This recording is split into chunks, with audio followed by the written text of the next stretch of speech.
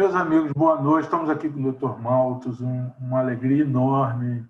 O Dr. Maltos é uma pessoa muito conhecida no Brasil, um excelente profissional, e aceitou o nosso convite e deixou a gente extremamente alegre.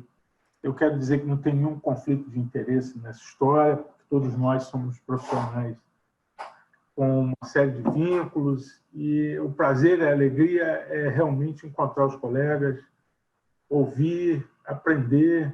E eu tenho certeza absoluta que hoje a gente vai aprender muito com o professor Maltos, com a simpatia que ele tem. Professor, por favor, fale um pouquinho de si e faça a sua apresentação. A casa é sua, viu? Prazer vê-lo. Tá ótimo. Muito obrigado, Carlos. É uma satisfação muito grande estar aqui. E vendo tantas pessoas, eu fico até com medo, né, de citar, mas eu não poderia deixar de perceber a presença da nossa ex-presidente, mas que continua com a gente, Eveline Soriano, né, da Abraf, Francischini, o Flávio Fujiwara está aqui conosco. Puxa vida, que bacana. Marilúzio, um abraço grande, né, para o Marilúzio. Francischini, eu acho que eu já até falei, né? Então, assim, a Yara está aqui, puxa, que bacana, né? Então, eu sou Maltos, né? Aqui, Maltos, Fonseca, a gente erra o lado, né? Maltos, né? Maltos Galvão, e eu estou nessa brincadeira, eu acho isso muito divertido, né? Tanto é que você me convidou, eu falei, claro, puxa vida. Eu comecei a trabalhar nessa área em 92, e principalmente na área da odontologia, né? Porque eu não era formado. Inclusive, ontem teve uma palestra muito interessante, né? Com a colega Corrade, de BH, e ela foi pontuando, né, as questões da odontologia forense. Mas você me convidou para a gente falar em vivências, então nós não vamos mostrar letrinhas hoje, nós vamos mostrar coisas, e é claro que você vai encaixar, né, esses conhecimentos teóricos nisso que a gente fala. Até tinha uma discussão muito interessante lá no Gemel, né, a respeito da teoria e da prática. Então, eu acho que a teoria é uma coisa muito importante. Mas pega ela e joga na lata do lixo se ela não te ajudar na prática. É a mesma coisa daquele aluno que é formado. Fala, eu sou formado em Direito. Sim, o problema é seu. Isso não quer dizer absolutamente nada. Eu tenho mestrado. Sim, o problema é seu. Eu tenho doutorado. O problema também é seu, né? Porque não é o papel que vai trazer a identificação. Porque quando a gente fala em antropologia, Carlos, nós estamos falando eminentemente em identificação humana, porque o grosso é isso. É claro que a gente tem trabalhos em antropologia com pessoas vivas, né? Por exemplo, comparação de imagens, de câmeras. Então, é uma área extremamente grande. Eu costumo dizer, e eu tenho certeza que vários colegas, meu amigo Nilo, né, vai confirmar isso aí também. Vai confirmar o quê? Vai confirmar assim. Chega no e-mail, todo mundo sabe o que é de quê. Esse caso é da sexologia, então vai para a sexologia. Esse caso é da psiquiatria, vai para... Aí chega um caso que as pessoas olham e falam assim, eu não sei, esse caso manda para antropologia. Então, é uma sessão que tem um trabalho, uma rotina diferente do plantão, a gente chama de plantão aqui, né? Não é aquele exame que começa e acaba em 30 minutos, não. É um exame demorado, é um exame que muitas vezes você tem que voltar no local, né? Você tem que ir no local para resgatar, porque muitas vezes trazem a ossada, você percebe a falta de vários elementos, como, por exemplo, o polo cefálico. Tem vários casos que você volta para procurar a cabeça, que é um dos pontos mais importantes para a identificação. Não só pela odontologia, mas pela presença dos seios da face. E é muito interessante, se você fizer uma estatística, né, as pessoas tiram mais radiografias da cabeça, pelo menos é a minha impressão, do que do resto do corpo. Então, a chance de você ter e ela ser útil para a identificação é uma coisa fantástica. Lembrando que a antropologia é uma disciplina multidisciplinar, né? Ela envolve várias especialidades. No Brasil, né? No Brasil, isso é diferente no mundo. Você pega o exemplo da Europa, né? No Brasil, basicamente quem faz essa parte oficial são os peritos médicos legistas e os perito-odontolegistas, né? Então, são áreas completamente distintas que trabalham em conjunto, mas você precisa da biologia, né? Da entomologia forense, você precisa da química, você precisa da arqueologia, você precisa de várias áreas do conhecimento. no Brasil para atuar de forma oficial e assinar o laudo. Por enquanto é assim. A gente vê um movimento da enfermagem forense, que é muito forte no exterior, né? A questão daquele primeiro atendimento no hospital, até a gente estava até discutindo, por que não, a gente não desloca todo esse atendimento sexológico para um hospital, onde a mulher já vai ter o atendimento das questões de prevenção de doenças sexualmente transmissíveis e também de gravidez indesejada. Então, a antropologia forense é um mundo muito grande, né? Eu separei aqui algumas ilustrações para, a partir dela, nós podermos entender. Voltando ao meu histórico, né? Então, eu comecei em 93 e lá quem que eu encontro? José Eduardo da Silva Reis. E foi pelas mãos dele, de José Eduardo da Silva Reis, que eu tive a oportunidade de conhecer e conviver com a equipe da Unicamp, professor Eduardo Darujo, professor José Fran Freire, um abraço, eu estou vendo você aqui, né? E vários outros colegas, a gente teve a oportunidade de fazer o mestrado e de aprender muitas coisas interessantes e conviver. E hoje, quem está na antropologia forense não pode deixar de participar da Associação Brasileira de Antropologia Forense, da ABRAF. E eu falo isso para você que é profissional, mas também para você que é aluno, não interessa de que área que você seja, né? Você pode ser de qualquer área. Eu sou da psicologia, eu quero entender isso. Sim, seja bem-vindo, porque a sua opinião, né, vai ser muito importante. Então, aí depois eu formei em medicina e continuei nesse trabalho. Eu tive a oportunidade de trabalhar também no Ministério Público, na parte de erro médico. E aí a gente foi indo, né? Eu já fui chefe do Laboratório de Antropologia Forense, já fui diretor do IML, chefe da seção de necropsia, chefe do Núcleo de Ensino e Pesquisa por várias vezes, que é onde eu estou hoje, né? Então, eu não faço nada, porque as pessoas perguntam assim, mas você trabalha com o quê? Eu falo, não, meu negócio é medicina legal. Sim, mas e fora do IML? Sim, eu continuo com medicina legal, porque a minha atividade já há praticamente 20 anos se resume a medicina legal, odontologia legal e antropologia forense, no IML e na UNB, né, onde a gente tem a oportunidade de dar aulas. É muito legal, porque eu formei na UNB em odonto e dou aula no curso de odontologia. Formei em medicina e dou aula no curso de medicina, assim como no direito também. Então, são 3 áreas, porque é o seguinte, a gente tem que fazer o nosso trabalho de olho aonde isso vai parar. Isso vai parar num inquérito inicialmente, o delegado precisa dar essas informações para fazer o indiciamento ou não. Depois o promotor para denunciar ou não. O juiz ele não tem opção, ele vai ter que julgar. Claro, ele condena ou não. Então, é muito interessante, a gente tem que estar com os olhos muito bem abertos. Eu acho que a pessoa que pretende trabalhar com antropologia forense, ele tem que ser um curioso por essência, ele tem que ser um desconfiado por essência. E por que não lembrar, né, que o nosso congresso de 2022 vai ser em Minas Gerais, a terra do desconfiado, e eu tenho muito orgulho, né, de ser mineiro. Então, é olhar as coisas, colocar sentido, tentar interpretar. Porque falam por aí, né, que o cadáver fala, tudo. Não, ninguém fala nada, não. Ele fica caladinho. Não adianta. Isso é mentira. Claro que essa é uma figura de linguagem. Ele fala assim com a gente, mas ele só fala para quem tem os ouvidos abertos. Mas não é só escutar o som, é processar aquilo e disso tirar alguma conclusão proveitosa. Por exemplo, dizer se essa lesão foi intravita ou pós-mortem. Isso é muito relevante. Tem casos que você vai observar que o cadáver tem várias fraturas cranianas. Sim, mas não tem nada a ver com o óbito, pelo menos diretamente, porque são fraturas antigas e muitas vezes essas fraturas são pós-mortem decorrente dos processos de recuperação do corpo. Então, assim, a antropologia forense é muito difícil de se definir, mas a gente precisa lembrar que no curso, por exemplo, aqui na UNB, tem de antropologia, nada se fala a respeito dessa nossa antropologia, que deveria ser chamada, talvez, de antropologia física forense. Porque, para mim, eu não estou nem um pouco preocupado, isso é muito importante, mas eu não estou preocupado, né? É porque a gente tem que escolher as nossas preocupações. Se você preocupar com tudo, você não foca naquilo que é importante. Então, essa questão antropológica do eu, como eu me vejo na sociedade, não, isso é, para mim, absolutamente irrelevante para a minha prática. Eu quero saber o seguinte, a morfologia do indivíduo, para fazer o que sempre nós vamos fazer em todos os métodos de identificação. Compararam antes com depois. Não tem outra conversa. DNA é assim. A papiloscopia é assim. Antropologia é assim.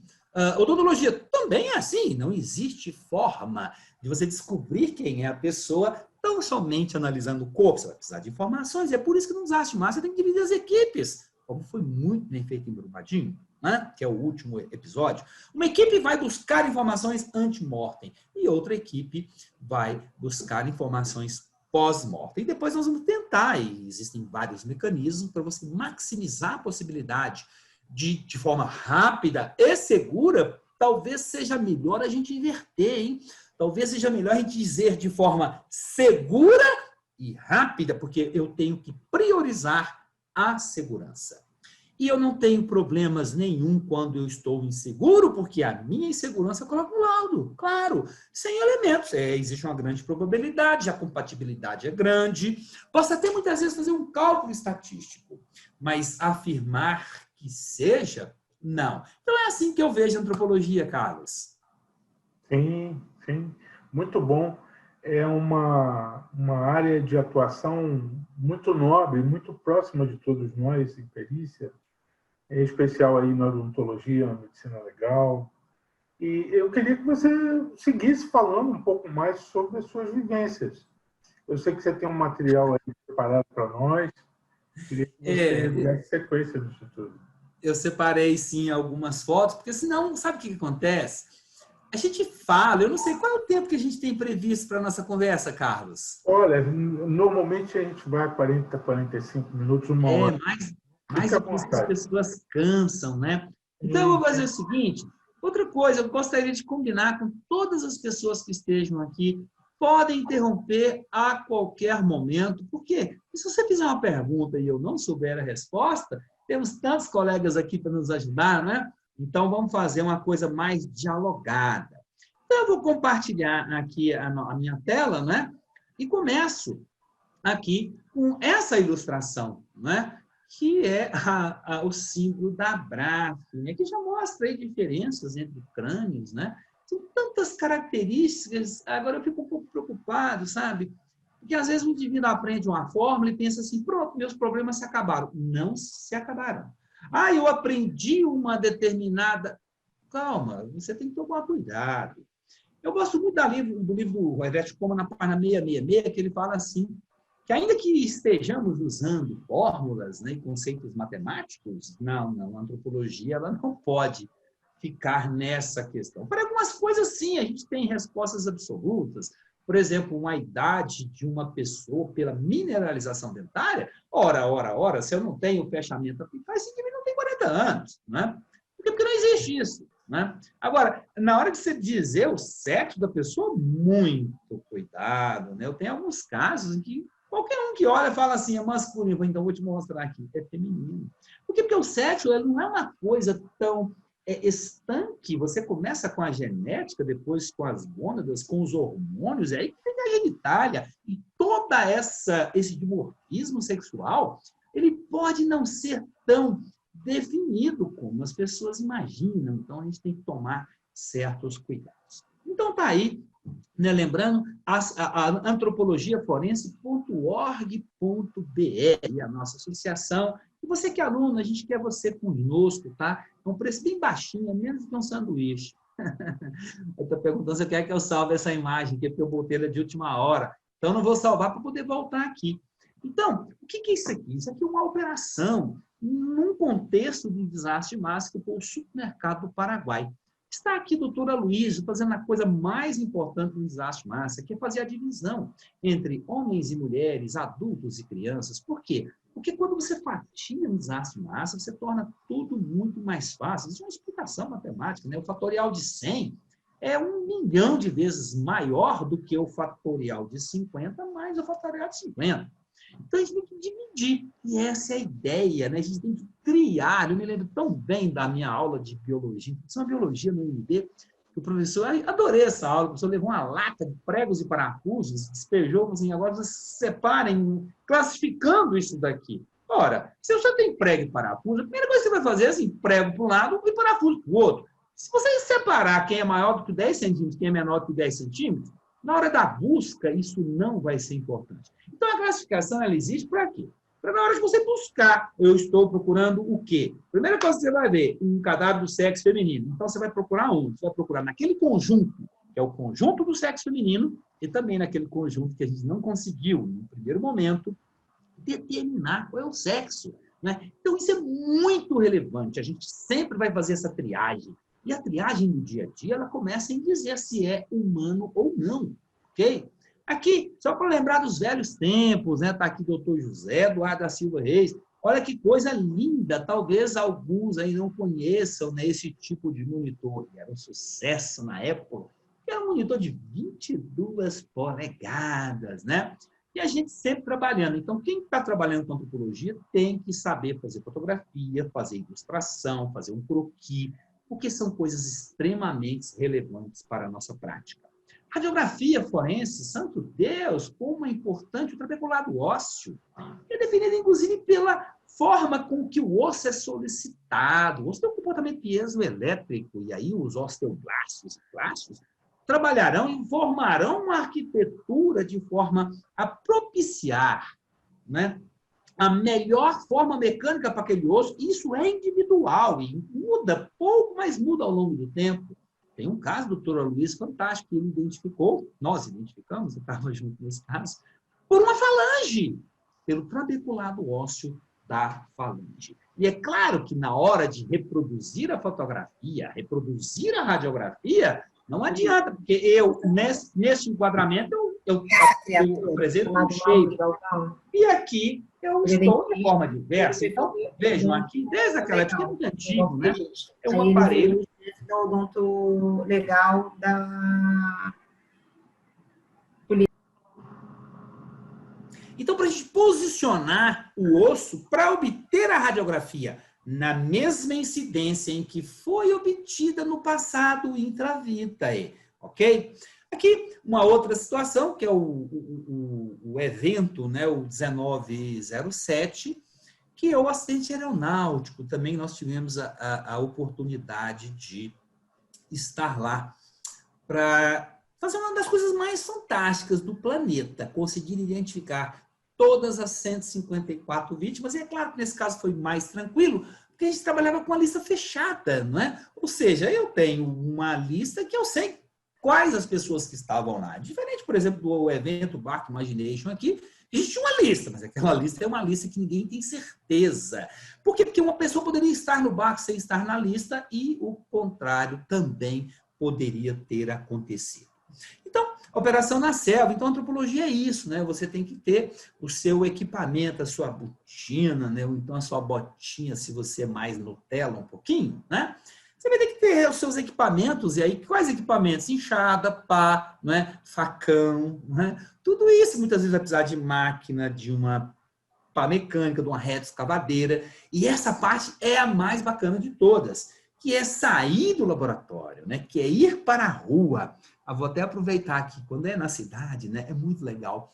Você põe uma fita zebrada, e aí você está precisando de capinar uma área, para verificar, né? Aí você chega assim na beiradinha e convida um cara para participar. Todos são voluntários. É impressionante como é que eles gostam de participar, porque eles assistem CSI, e é exatamente igual quem é da área sabe o que eu estou falando, né? Então, operações aí na selva, e é andar de helicóptero. Então, a vivência, que é aquilo que você me perguntou, é isso. Você perguntar assim, eu estou num lugar paradisíaco, tem um voo de helicóptero. Vamos, eu já gastei minha cota de andar de helicóptero. Tá? Eu já andei de helicóptero em todo lugar que você imaginar, de avião pequeno, quase caindo naqueles que quando decola fala que vai para um aeroporto. Você fala assim, não, mas não é esse não. O cara fica caladinho, se eu falar qual é, eu não tenho autorização para sair. Que foi o caso da Raposa Serra do Sol, né? Aqui é uma proteção das abelhas, que coisa bacana, né? E uma equipe muito grande aqui de Brasília, que vão aqui o doutor Ricardo César, doutora Luiz, já falei, doutor Elvis, doutor Samuel, né, que hoje ele se dedica mais à questão do DNA. Inclusive, já está até fazendo DNA de Covid aqui, né? Ontem eu vi um resultado que a gente estava analisando um caso. e eu aqui. Aí você vai perceber que nós estamos aqui trabalhando com um cordãozinho. Sim, nós estamos preparando as etiquetas, assim como foi feito em Brumadinho. Vamos preparar o kit para ter a etiqueta, para quando chegar o corpo, eu não vou pensar como eu vou fazer. Então, a gente tem que pegar a nossa experiência passada para usar no futuro. E é isso que eu quero que os senhores que estejam nos ouvindo agora entendam, que a gente vai contar coisas para o seu proveito. Como que aconteceu? Aqui o evento do Paraguai, um evento completamente diferente da selva, porque na selva nós não tínhamos carbonização. Aqui no Paraguai, a carbonização era muito intensa. E, novamente, uma equipe multidisciplinar, com vários países trabalhando, né? E a dificuldade muito grande pela segmentação pela carbonização. Segmentação essa que aconteceu de forma muito intensa também no último episódio de Brumadinho, né? Aqui são fotografias aéreas, né? A gente teve a oportunidade de sobrevoar. A gente estava tentando ajudar a equipe que estava lá na gestão, doutor José Roberto, doutor Thales, doutor João Batista, a entender como que isso vai fazer. Aqui eu já parto com outra coisa completamente diferente, já antecipando 2021. 2021 vai ser o ano da exumação. Anota, escreva o que eu estou falando. Por quê? Porque os questionamentos em decorrência da falta de abertura dos cadáveres será inevitável. Então, podem se preparar. Como que eu faço a exumação, né? Como é que eu transporto? Como é que é o auto de exumação? Quais autoridades precisam de estar lá? Como é que isso é feito? Então, essa é uma exumação, por acaso, feito no Rio de Janeiro, né? Aí já muda completamente, que é uma situação de uma inumação clandestina. E aqui, diante dos senhores, eu gostaria, porque daqui a pouco alguém vai perguntar assim, qual é o equipamento mais importante da antropologia forense? Eu vou mostrar para vocês, é esse aqui, ó. É o tamizador seletivo progressivo dinâmico gravitacional, com opção hidráulica desativada nesse momento. Que é um jogo de peneiras, meu querido. Não tem muita conversa, não. Então, não venha querer inventar muito. Ah, mas eu tenho uma tomografia, resolveu tudo. Olha, ajuda bastante, tá? Mas se você não tiver ao lado da tomografia uma peneira para no local separar o que seja importante, eu acho que o seu trabalho não vai render, não. Então, antes de partir para as coisas mirabolantes, a gente tem que, naturalmente, ter as coisas mais simples, né?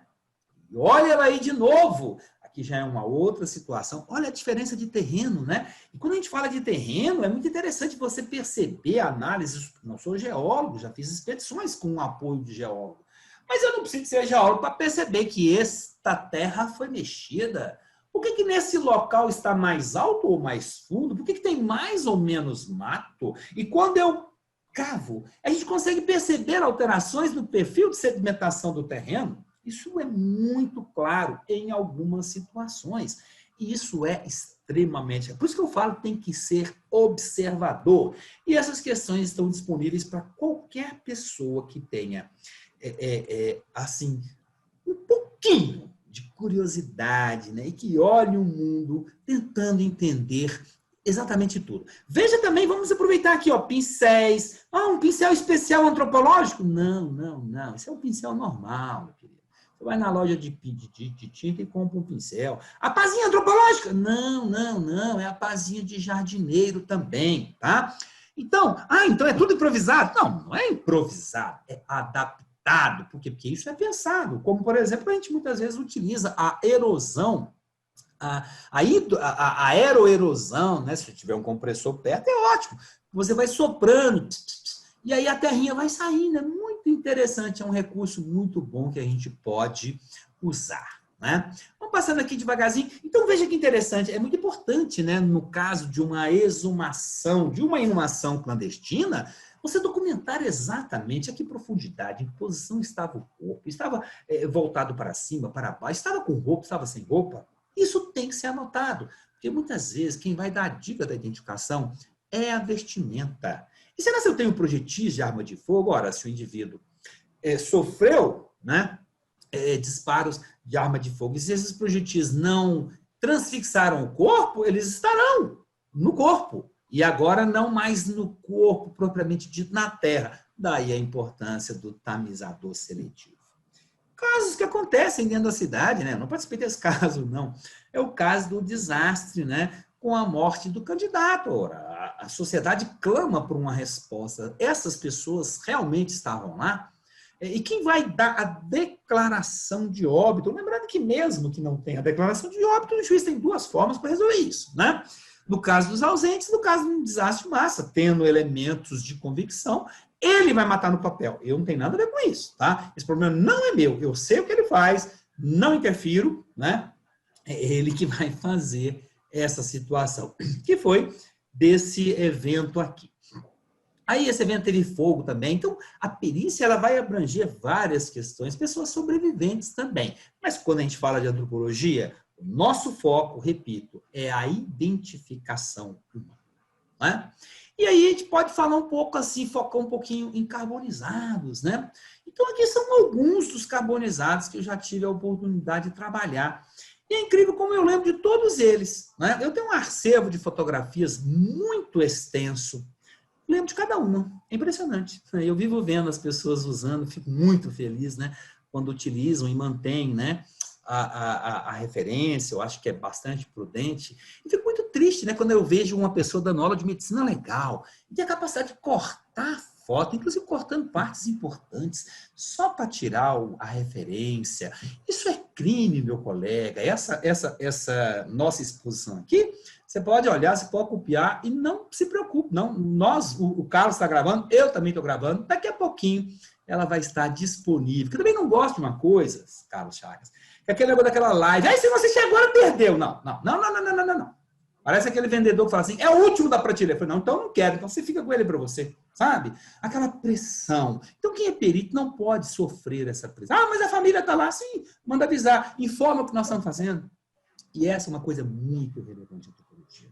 Principalmente em um desastre de massa. Você vai ver as pessoas malucas querendo de qualquer maneira. Pelo amor de Deus. Vocês atrapalham tanto. Que é, hein? Pois não. Quer perguntar, meu querido?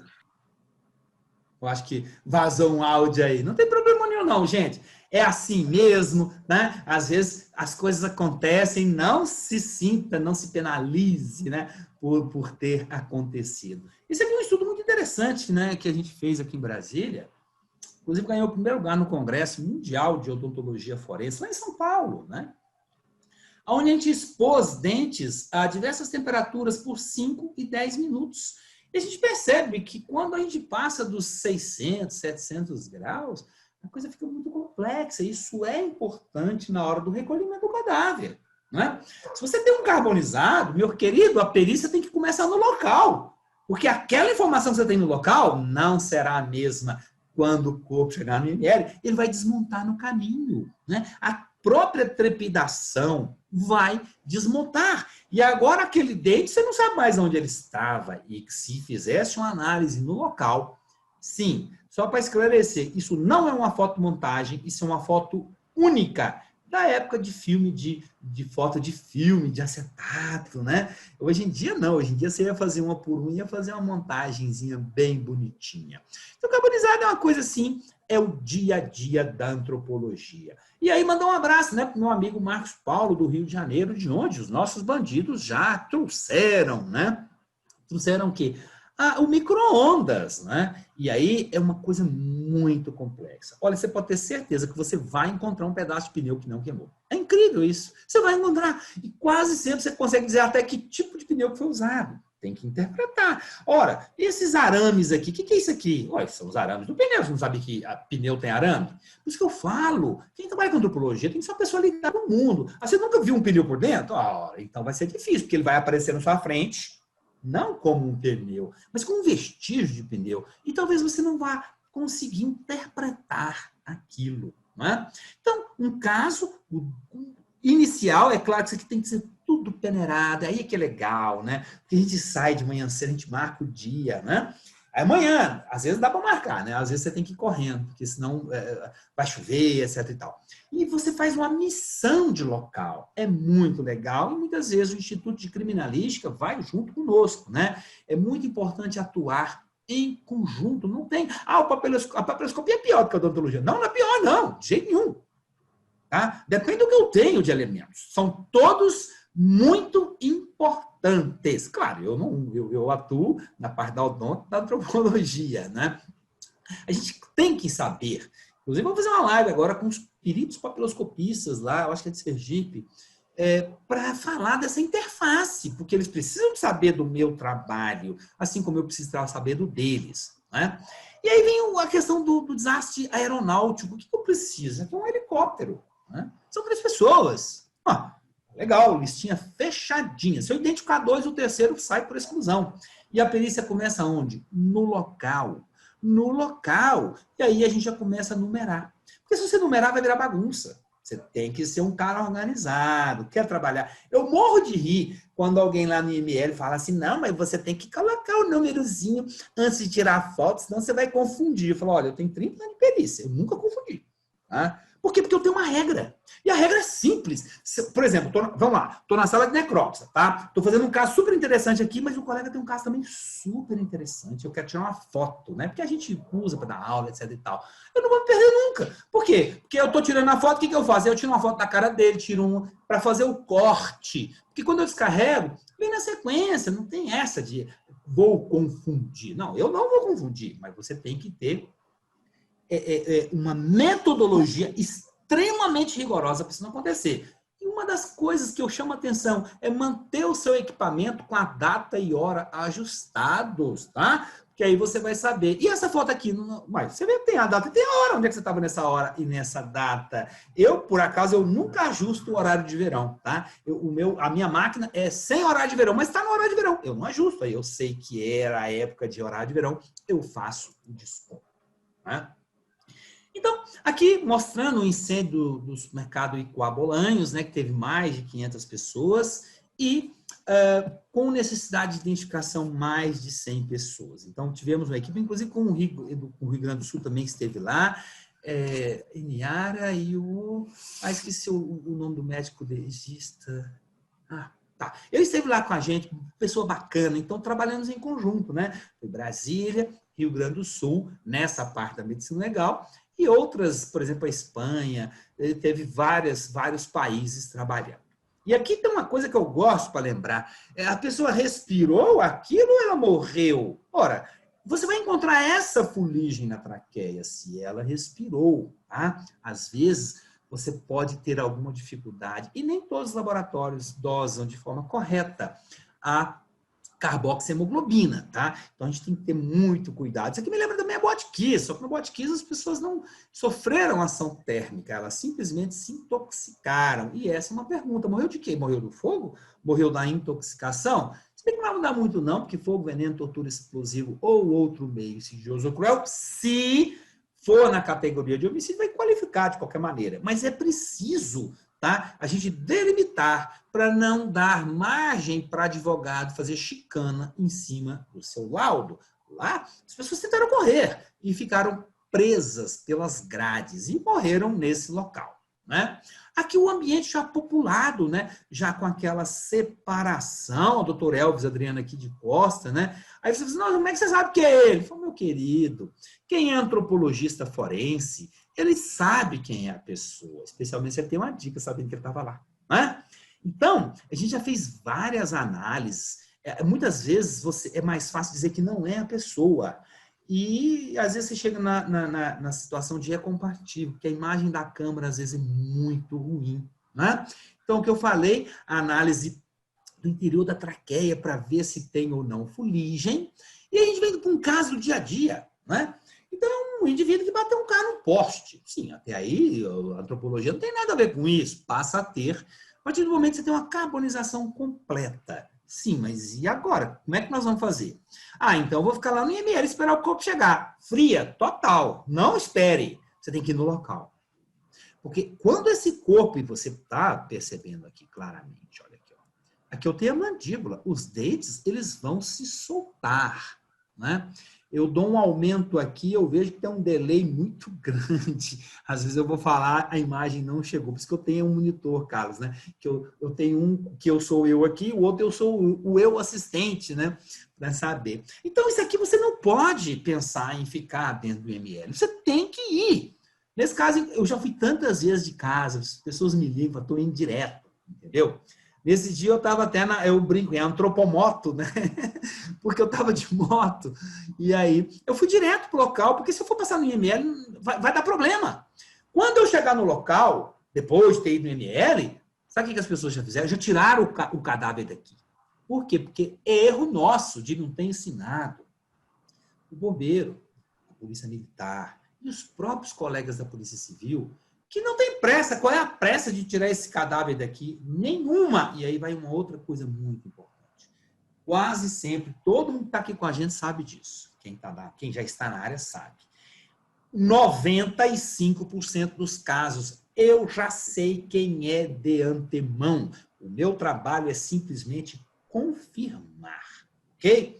Quase sempre já chega com o nome. Por quê? Porque isso aqui está no carro, esse cara tem uma placa. Ah, mas a placa queimou. Filho, a placa é alto relevo, pode queimar o que quiser. E se tirou a placa? Vai estar no chassi. E aí a gente vai nos bancos de dados e consegue rapidamente saber de quem é o carro. Aí você vai na casa da pessoa. Cadê o fulano? Não, o fulano saiu. Em que carro que ele saiu? Saiu no carro dele. Pronto. A chance é muito grande e quase sempre nós vamos confirmar essa identificação. Esse é um caso de um indivíduo de Brasília, né? Ele vai para Mato Grosso, né? Um caminhão roubado. E aí as pessoas imaginam que tacando fogo vai resolver o problema, né?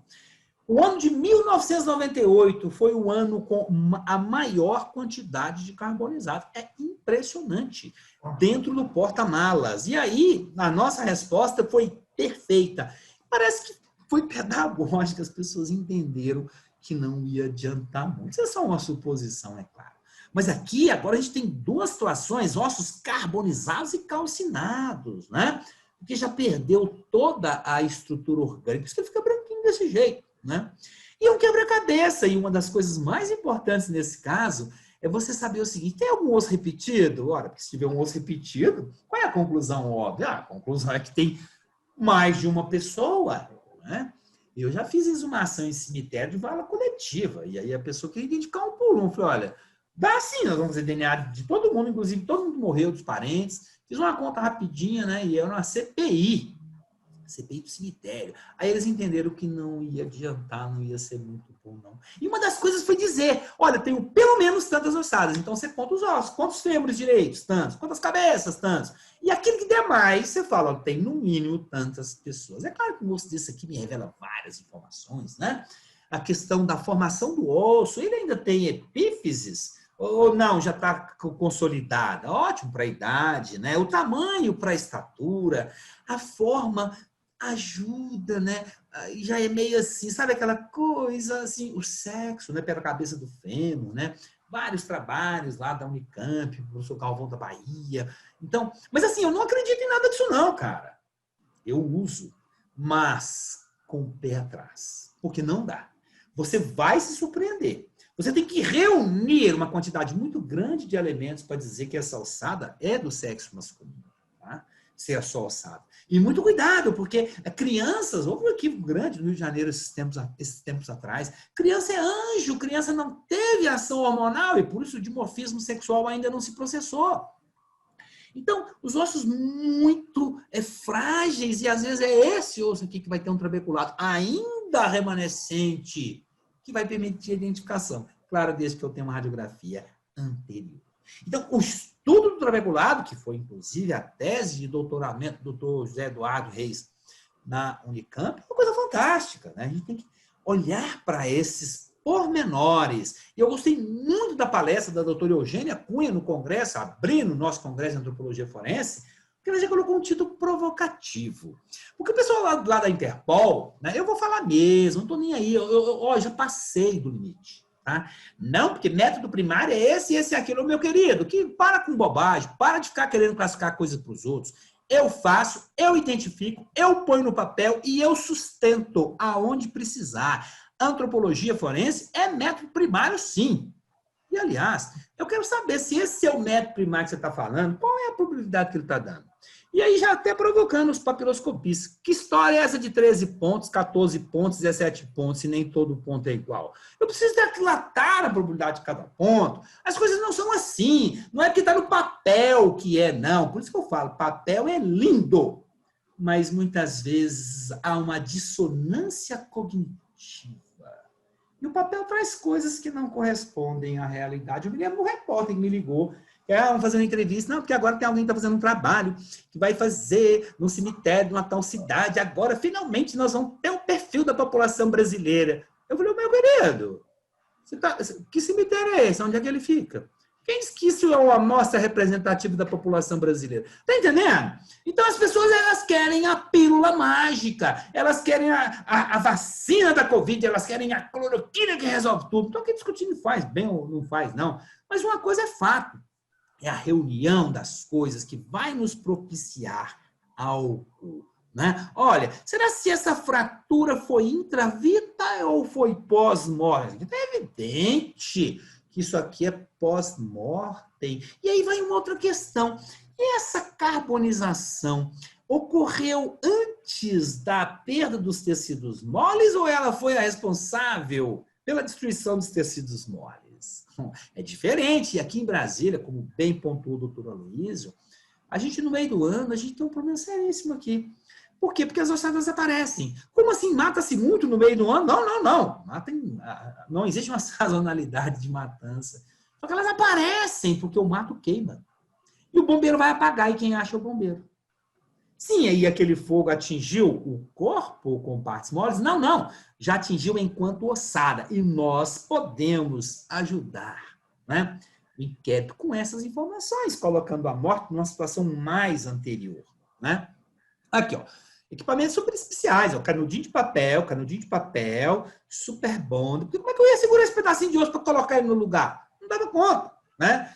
Então vou ter que comprar uma pinça dos Estados Unidos. Que pinça dos Estados Unidos? Uma palavra de ser besta. Nós temos tudo que nós precisamos. E uma das coisas que nós temos, brasileiro, é a criatividade, a capacidade. E eu tenho certeza, todo mundo que viu aqui falou, pô, que bacana, eu vou usar isso aqui na minha próxima, né? Faz um rolinho de papel, cara. Você cola na pontinha e vai lá e tup. E essa parte é muito legal, Carlos, que é a parte do quebra-cabeça.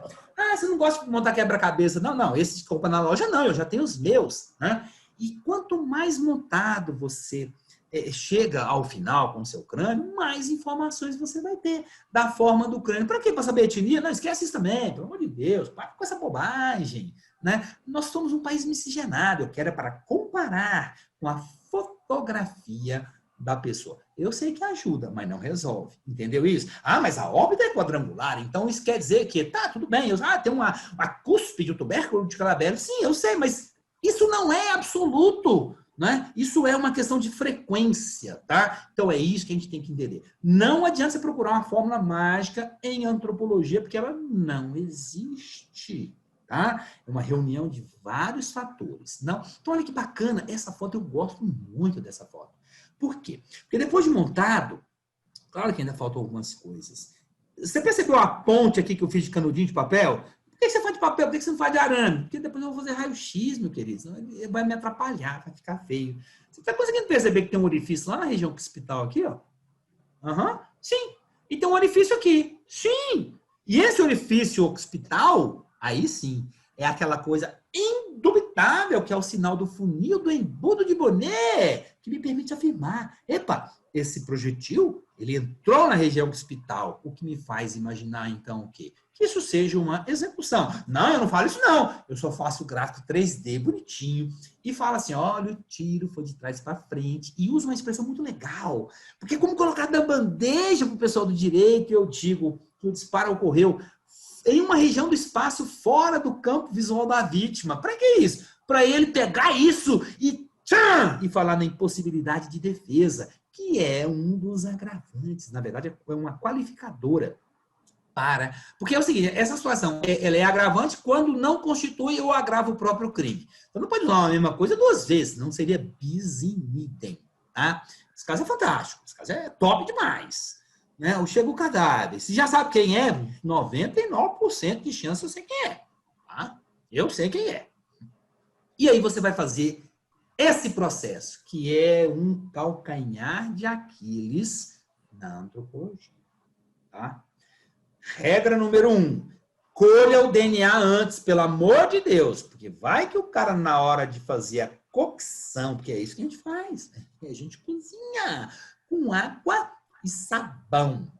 Teria uma forma mais elegante de dizer? Sim, claro, eu poderia dizer que eu vou fazer uma emulsificação térmica. Tá, tudo bem, mas em miúdo, sei o quê? Cozinhar com água e sabão, cara. É isso que nós vamos fazer. Né? Por que eu preciso disso? Como é que eu vou saber quantas costelas estão fraturadas aqui? Não consigo, mas é claro que eu tenho que examinar assim também. Tem que fotografar exaustivamente, porque depois as perguntas surgirão. E quando eu passo para esse passo, ele é um passo que não se volta mais, tá? Não existe arrependimento aqui, não tem como. Foi, já era. E isso é muito relevante. Você já está percebendo aqui que há alguns arcos costais, e aí tem uma questão. Você tem que ter confiança no seu técnico. Porque senão depois você vai encontrar um monte de marca de faca. E vai ficar na dúvida, foi o técnico ou foi o bandido? Né? Então a coisa tem que seguir uma regra. Não pode ser feito na galega. Ah, Maltz, mas você é muito chato. Por isso que está dando certo. Tá? Porque todas as pessoas que não são chatas não obtêm sucesso em antropologia.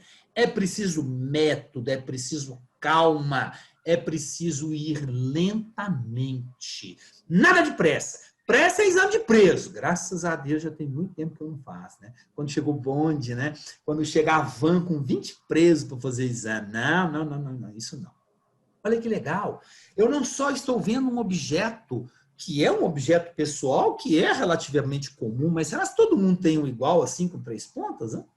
De cada lado? Né? A famosa piranha de prender cabelo. Eu vejo aqui uma ação térmica sobre ela. Né? Todo mundo percebe. Aí eu pergunto para você, será que precisava ter mestrado, doutorado? Não precisava não. Se você perguntar para pessoa que não tenha...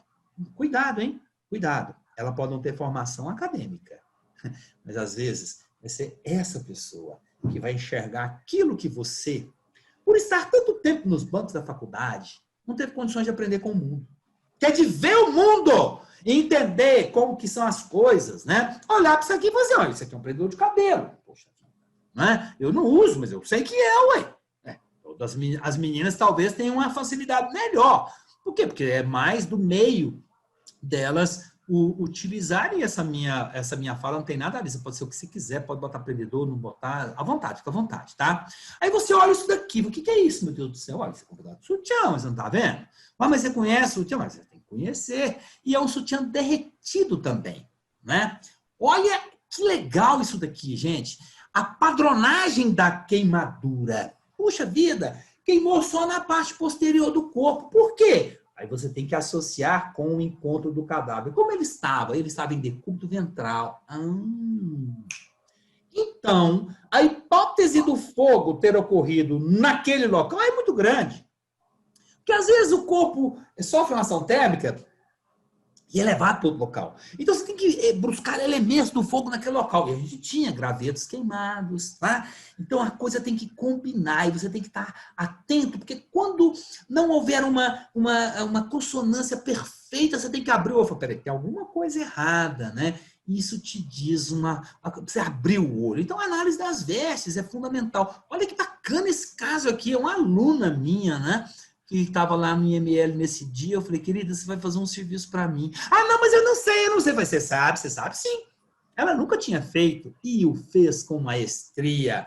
Que foi o quê? Que foi separar todos os papéis que estavam dentro da carteira de uma pessoa que, aí fica aquele negócio, né, que morreu queimado. Não morreu queimado, não. A gente determinou que ele morreu de projetil de arma de fogo e que o fogo sucedeu o óbito. Olha que bacana. Por quê? Porque aí eu saio do homicídio qualificado e ponho agora. Eu não. O promotor, o delegado, o juiz, né? Mas eu tenho que saber disso. Aí ele vai colocar o quê? Ele vai colocar um homicídio. Pode até ser simples. Mas não foi, não. Porque esse foi por emboscada. Porque ele contratou um frete com esse cara. E aí levou para uma fazendinha, deu um tiro e depois tá com fogo no carro. Então, as informações precisam se coadunar. Outra coisa, meu querido, você acha que eu não olho nada, eu só olho para a minha perícia para não me contaminar. Que nada, eu fui com o olho aberto olhando para cá, eu olho para lá, eu converso com o delegado, com o agente, com o investigador, não sei como é que chama aí na sua terra, tá? Eu quero todas as informações. Aquelas que não se coadunam, eu vou escrever do meu lado, olha, isso não combina, né? E algumas combinam muito bem. E aqui eu tinha tudo que eu precisava, né? Eu tinha aqui até o motivo que eram 3 cheques devolvidos de 3.000 e tantos reais, tá? Esse é o motivo. Eu passei para o delegado, falei, doutor, eu achei esses cheques aqui. Depois ele me contou, doutor, o senhor foi em cima. Então é perspicácia, antropologia é malandragem, né? E talvez então a gente tenha que misturar o mineiro desconfiado com o carioca malandro no bom sentido, pelo amor de Deus. Veja esse caso aqui. Aí você vai assim, não, aqui acabou, já não tem. Eu adoro essa sequência é linda, muito antiga. Por quê? Porque eu gosto de mostrar para os meus alunos da odontologia forense, para mostrar para eles, olha, acredita. Porque no primeiro momento, você olha e fala, fazer o que aqui? Você simplesmente vai perceber que a pele, os tecidos carbonizados, eles se comportam como um isolante térmico. Então, aí os dentes lindos, maravilhosos para você, com restaurações. Olha que bacana se tem restaurações. Talvez ele tenha ido no dentista, é provável. Quem sabe ele não tem um odontograma? Ajuda muito.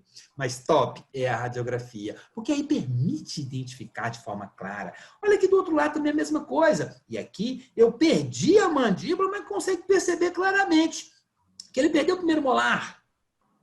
Inferior direito permanente. Há muito tempo antes do óbito. Por quê? Porque eu tenho uma migração do posterior. Puxa vida, então é preciso ter conhecimentos em odontologia? É fundamental. Uma equipe de antropologia que não tenha um cirurgião dentista compondo a sua equipe, é uma bicicleta sem roda. Não adianta. Tá? Eu costumo dizer que o dentista sabe mais de medicina do que o médico de odontologia. E eu posso falar. Por quê? Porque para mim tanto faz. Eu sou médico, sou dentista. Eu vim para cá, eu sou médico. Eu vim para lá, eu sou dentista. Então, isso aí, para mim, eu não vou entrar nesse mérito, dessa briga, que às vezes as pessoas ficam para uma reserva de mercado, esquecendo que tem uma família lá precisando de identificação. Então, tem que parar com isso. Né? Às vezes a gente vê briga de perito, papiloscopista com perito criminal, aquela disputa ali, e atrapalhando o serviço. Tudo bem, vocês podem lutar, é razoável, mas não pode atrapalhar o serviço. Olha que trabalho maravilhoso. Não é? Gente, eu não preciso nem fazer radiografia aqui, só pelas formas dentárias. Porque é o seguinte, você olha aqui e pensa assim, entendi, essa raizinha voltada para a distal. Não, isso não interessa, porque o normal é assim. Porque quando dá risogênese, a mandíbula está crescendo, então todos são voltados para trás. Isso é padrão. Agora, quando você vê isso daqui, né, essa curvinha aqui, vou até ver se meu mouse, vocês estão vendo meu mouse, e o meu mouse aqui anda rápido, ali, anda tão devagarzinho, né? Isso aqui é um sincronismo do crescimento da mandíbula com a formação dentária. Isso você não vai encontrar em todos os casos. Isso é extremamente relevante. Quando você olha alguns apinhamentos, algumas formas radiculares, você vai ver assim, esse dente basicamente tem 2 raízes. Legal, você achar um com 3, muito melhor do que achar um com 2, porque ele fugiu daquilo que seja o normal. E nesse caso, como é que a gente conseguiu identificar? Olha, muito simples. De um lado eu tenho o cadáver e do outro eu tenho as informações intravitae. Muito importante aqui na antropologia, Carlos, de lembrar do seguinte. O pessoal do DNA pode jogar o calendário fora. O pessoal da papiloscopia pode jogar o calendário fora. A gente não. A gente tem que trabalhar com o calendário. Porque eu tenho que saber, essa radiografia foi obtida quando? E aí estimar quando foi o óbito e o dia que eu estou examinando não preciso. Por quê? Porque algumas alterações acontecem somente em intravida e acontecem, porque geralmente quem faz, por exemplo, uma documentação ortodôntica vai ter seus dentes modificados. Mas eu não tenho premolar aqui. Meu filho, ele fez um aparelho. Entendeu? Então, a gente tem que levar isso em consideração, que eu digo que é a questão do calendário. Eu tenho que saber de quando é a informação. Eu já tive a oportunidade de utilizar a documentação de mais de 10 anos. Tá? E aí você pensa o que pode acontecer em 10 anos, e sabendo que as mudanças, muitas são unidirecionais. Um dente perdido nunca mais volta, hein? Entendeu? Então, a gente tem que estar atento a essas questões. E eu ainda tinha um modelo de gesso. Nossa, mas aí ficou fácil, hein, professor? Aí ficou muito tranquilo. Mas para melhorar, eu ainda tinha uma série profissional. Porque isso aqui não é foto casual. Porque foto casual é aquela foto que a pessoa faz para postar na selfie, lá no Instagram, não sei o quê. Ela não está voltada aos dentes. Essa não. até afastador eu tenho. Então é um caso muito tranquilo, né? Esse caso aqui, inclusive, está no capítulo, né, no livro de desmembramentos que o doutor Aloysio Trindade publicou com a Cunha Rosa recentemente. Porque é o seguinte, foi encontrado uma ossada no final da Asa Sul e depois, um ano depois, foi encontrada a outra metade no final da Asa Norte. Eu estou falando de uns 16 quilômetros de distância. Tá? E como é que isso foi juntado? Por quê? Porque o Elvis lembrou. Eu falei assim, gente, mas engraçado, essa ossada aqui tá faltando muito e tá faltando exatamente o que uma outra que eu fiz há um ano. Aí todo mundo um olhou para o outro, porque a gente juntou todo mundo. Foi a equipe inteira pro local. Porque às vezes os animais espalham os ossos. Então você tem que fazer uma varredura no mato em volta circunjacente. Aí um olhou para o outro, outro olhou para o outro e falou assim, será? Cara, a vértebra com o corte certinho, um num pedaço e o outro no outro. Mas então foi muito feeling. É isso. Isso é antropologia forense. É memória, é lembrar. Mas como que alguém pode imaginar que alguém ia fazer isso? A gente está sempre imaginando isso. Quantos casos eu tenho? E estão vários ilustrados no livro do doutor Luiz de desmembramentos. As pessoas picotam as pessoas, esquartejam, espostejam e jogam um pedaço em cada lugar. E aí, quando chega o ML, é engraçado que cada um está numa fase diferente de putrefação, né? Tendo em vista o tempo de encontro e também o local em que ficou. Porque o ambiente é extremamente importante.